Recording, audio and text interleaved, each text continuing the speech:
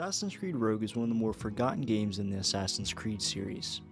The main reason being that it was released right alongside Assassin's Creed Unity. That's like if Call of Duty decided to release Call of Duty Vanguard and also released Call of Duty Black Ops 2 at the same time. Of course you're going to play Black Ops 2 over Vanguard.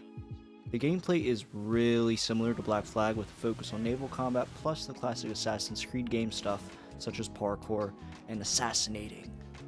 In the story, you play as Shay Cormac, an assassin who is tasked with retrieving a precursor box and a manuscript from the Templars.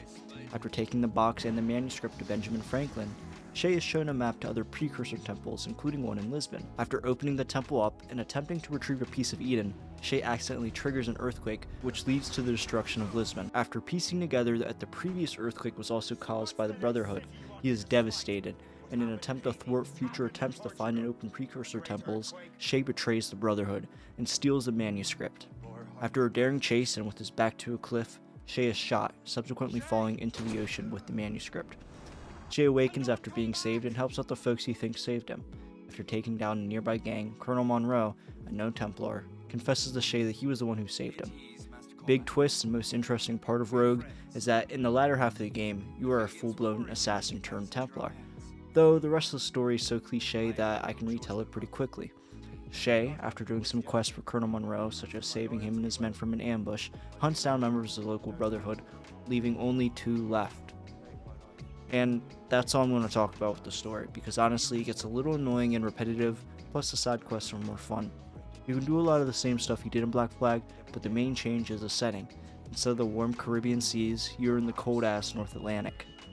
One of the cool things in the Atlantic are the icebergs, which when shot can cause ripple waves that do damage to nearby smaller vessels. With the quite literal back-to-back release of Rogue and Unity, and the game being mainly a Black Flag reskin, I can see why people didn't pick it up.